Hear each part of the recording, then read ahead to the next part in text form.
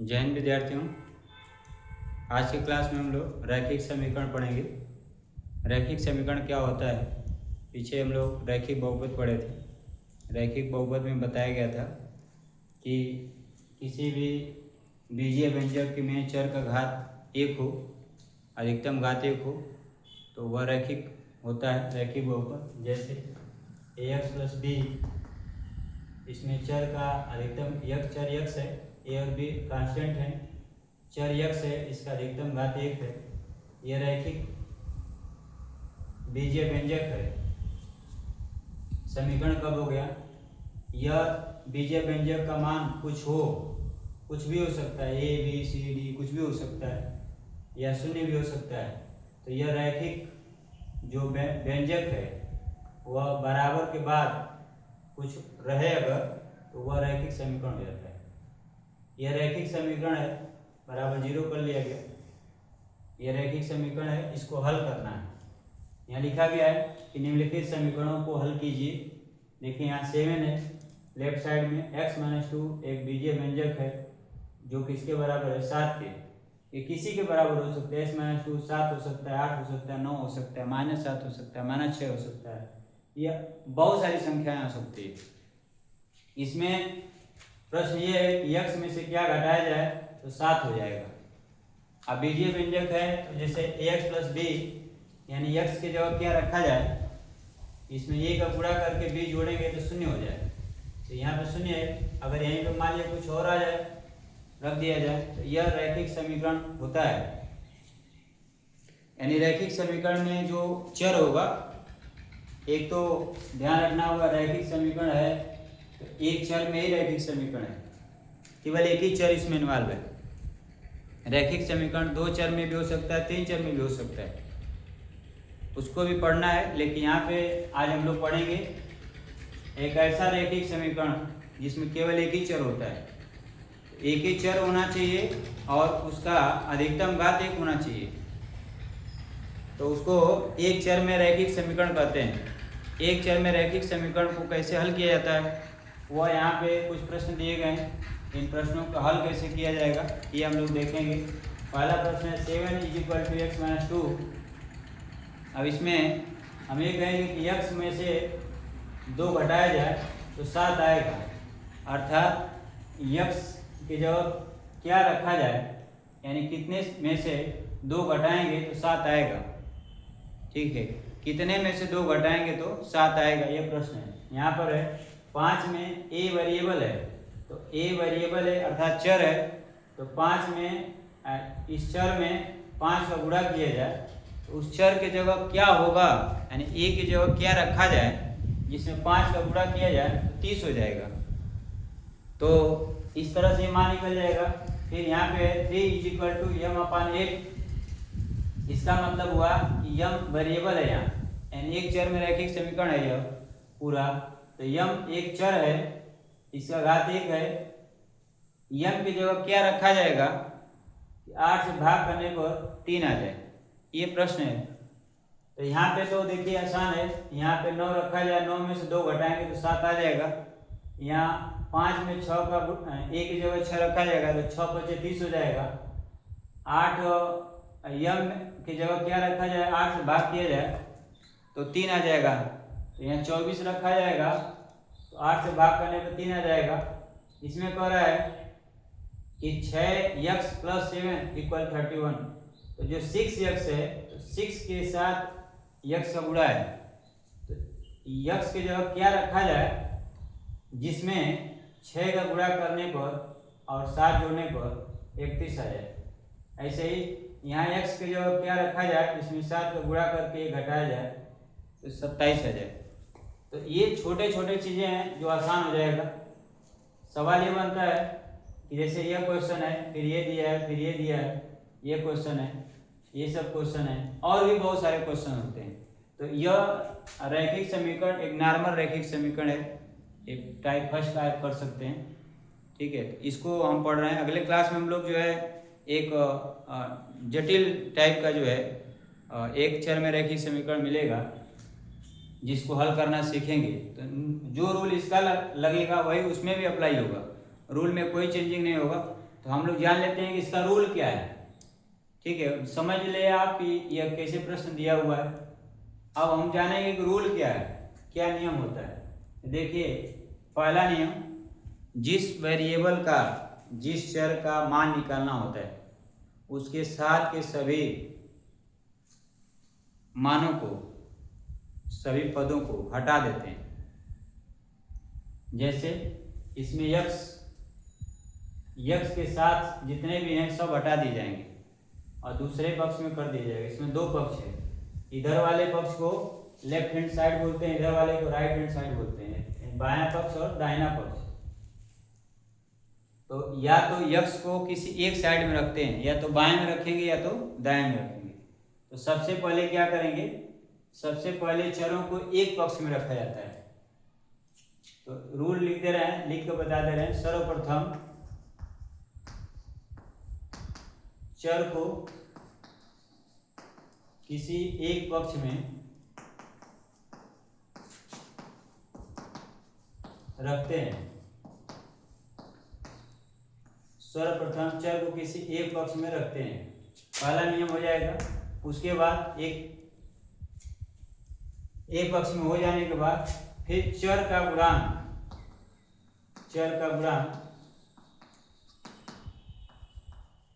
सदैव 1 रखते हैं। अब चर का गुणांक 1 करने के लिए क्या करना पड़ेगा, चर के साथ जो अन्य राशियां होंगी, अन्य राशियां या मान, अन्य राशियां किस रूप में होंगी, प्लस के रूप में, माइनस के रूप में, गुणा के रूप में एवं भाग के रूप में। इस चार्ट के रूप में होगा। अब प्लस के रूप में यदि है तो इधर लाकर माइनस करते हैं, माइनस के रूप में अगर है तो प्लस करते हैं, गुणा के रूप में है तो भाग करते हैं, और भाग के रूप में है तो गुणा करते हैं। ये काम किया जाता है, ये रूल है। सबसे पहले चर को किसी एक पक्ष में रखते हैं, फिर चर का गुणांक सदैव 1 रखते हैं। यक्स के साथ अन्य राशियों को अगर प्लस है तो माइनस कर लेंगे, माइनस है तो इस रूप में होगा। अब इन सभी नियमों को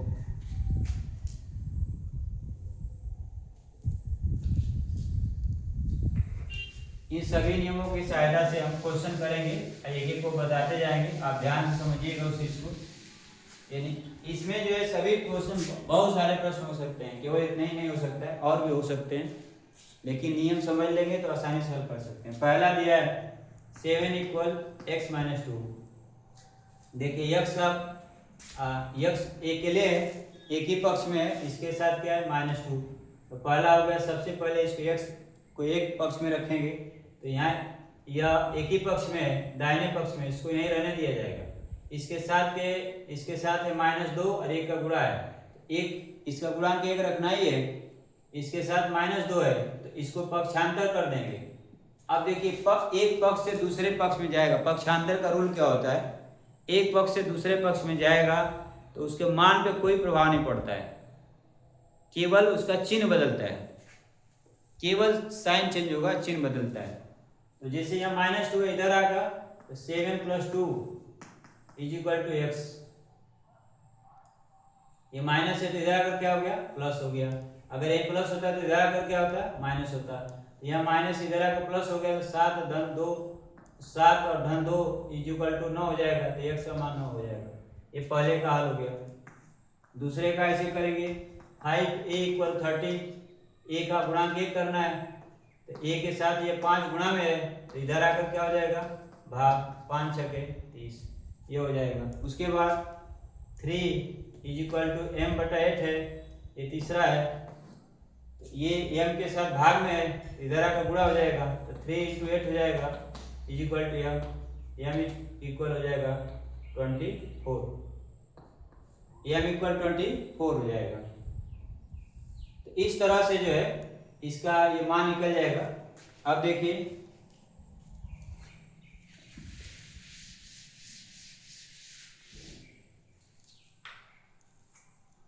इसमें इसमें भी ये दिया 6x + 7 = 31, 6x + 7 = 31। तो x का मान निकालना है, ठीक है। तो x का मान निकालना है तो इसके साथ ये प्लस में है, ये गुणा में है।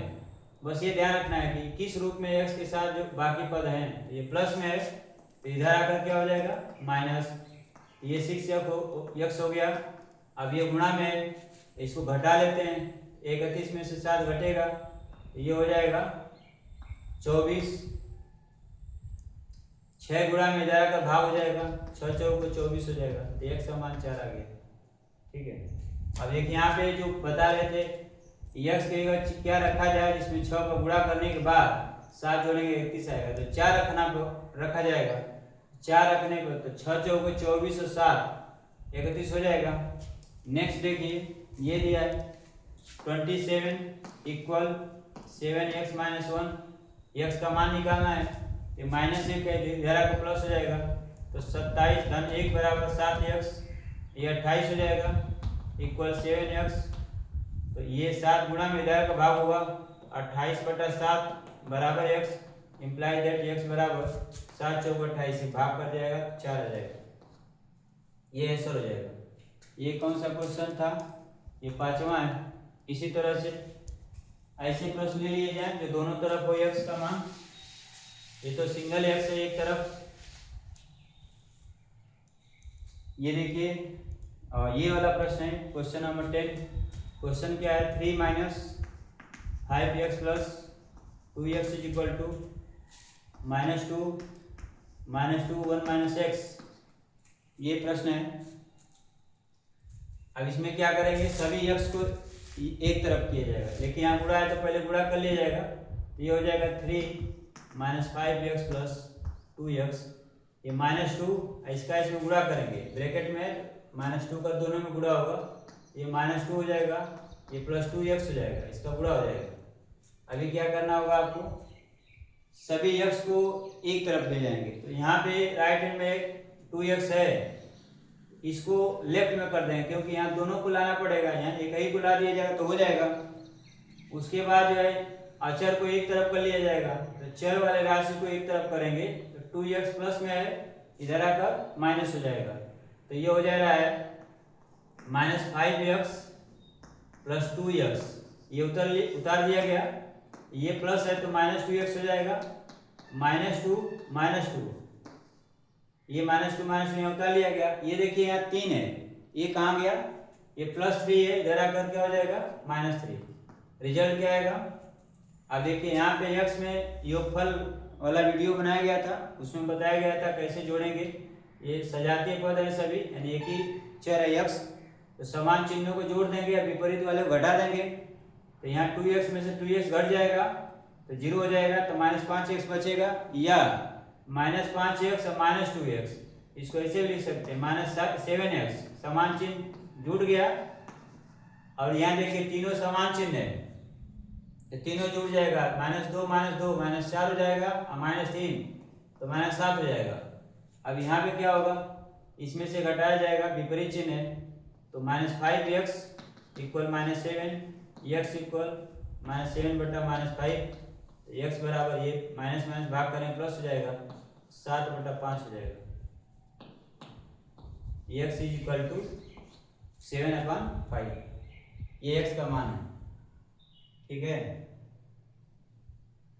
अब इसी तरह से क्या करेंगे, और भी प्रश्न ले सकते हैं जिसमें दोनों तरफ हो।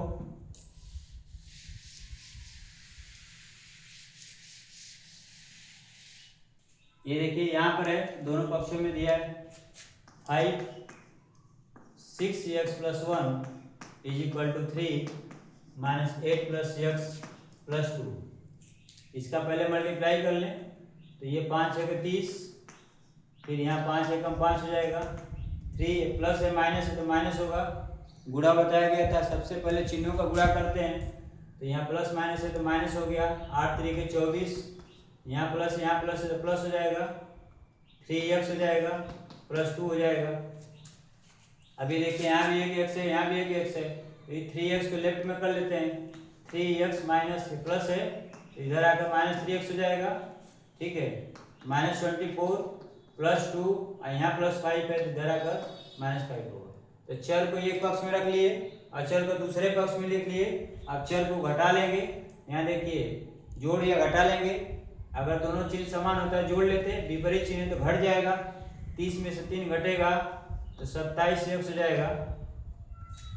और यहाँ देखिए क्या होगा, ये माइनस दोनों समान चिन्ह जुड़ जाएगा तो -29 और +2, -29 + 2। अब ये जुड़ गया, ये प्लस उतार लिया गया। अब ये विपरीत चिन्ह है तो क्या करेंगे, ये घटाएंगे तो क्या हो जाएगा, -27। तो 27x बराबर -27, तो x बराबर ये गुणा में है, इसका गुणांक 1 करना है तो इसी से भाग करना पड़ेगा 27 से। ये गुणा में इधर आकर भाग हो जाएगा 27, ये कितना आ जाएगा, x = -1। ये रिजल्ट आएगा। ठीक है, अब जो है इस तरह से हमको समीकरण को हल करना है। अब इसमें बहुत सारे प्रश्न दिए गए, जैसे आपको ये बता दिया गया, फिर ये बता दिया गया, और सारे क्वेश्चन बता दिए गए। रूल क्या है, इसमें x को एक तरफ कर लीजिएगा, दोनों तरफ है एक तरफ कर लेंगे। जब देखिए समीकरण बन जाएगा उसके बाद x एक तरफ, अचर को एक तरफ कर लीजिएगा। x के कई पद अगर हों x में तो उसको जोड़ घटा लीजिएगा। जोड़ने का नियम बताया गया था, समान चिन्ह है तो जुड़ जाएगा, विपरीत चिन्ह है तो घट जाएगा। इसी तरह से आप जोड़ घटा लेंगे। जोड़ने घटाने के बाद x का गुणांक 1 करना है, यानी x के साथ अगर कोई संख्या प्लस में है तो दूसरे तरफ जाकर माइनस में हो जाएगा, माइनस में है तो प्लस में हो जाएगा, गुणा में है तो भाग हो जाएगा, भाग में है तो गुणा हो जाएगा। ठीक है, इसका कई एग्जाम्पल बताएगा। जैसे एक चर है, देखिए यहाँ x के साथ ये माइनस है तो इधर आकर प्लस हो जाएगा, x कमा निकल गया। a के साथ 5 का गुणा है तो इधर आकर भाग हो जाएगा, m के साथ 8 भाग में इधर जाकर गुणा हो जाएगा। अब x के साथ ये 7 प्लस है और ये गुणा है तो 7 प्लस है तो इधर आकर माइनस हो जाएगा, और ये 6 गुणा में है तो इधर आकर भाग हो जाएगा। इसी तरह से यहाँ x के साथ 7 गुणा में और 1 माइनस में है तो -1 इधर आकर प्लस हो जाएगा, और 7 गुणा में तो भाग हो जाएगा। ठीक है, इसी नियम का पालन करना है। कभी भी किसी प्रकार का रेखीय समीकरण हल करना है तो आपको ये काम करना होगा। ठीक है, तो आज की क्लास में बस इतना ही। अगले क्लास में यही प्रश्न रहेगा, रेखीय समीकरणों को हल कीजिए, परंतु उसमें जो क्वेश्चन का स्टैंडर्ड होगा वो चेंज हो जाएगा। थोड़ा सा आपको डिफिकल्ट क्वेश्चन मिलेगा, उसमें बनाना इसी तरह का, इसी फॉर्म में कन्वर्ट करना होगा। इसी में से किसी फॉर्म में कन्वर्ट कर, किसी रूप में कन्वर्ट करके और फिर उसको सॉल्व करना होगा। तो तब तक इसको आप बढ़िया से एक्सरसाइज कर लेंगे। अगले वीडियो आने तक आपको बढ़िया से एक्सरसाइज कर लेना होगा ताकि उसमें किसी प्रकार की समस्या नहीं हो। तब तक आप अपना ख्याल रखिए। धन्यवाद।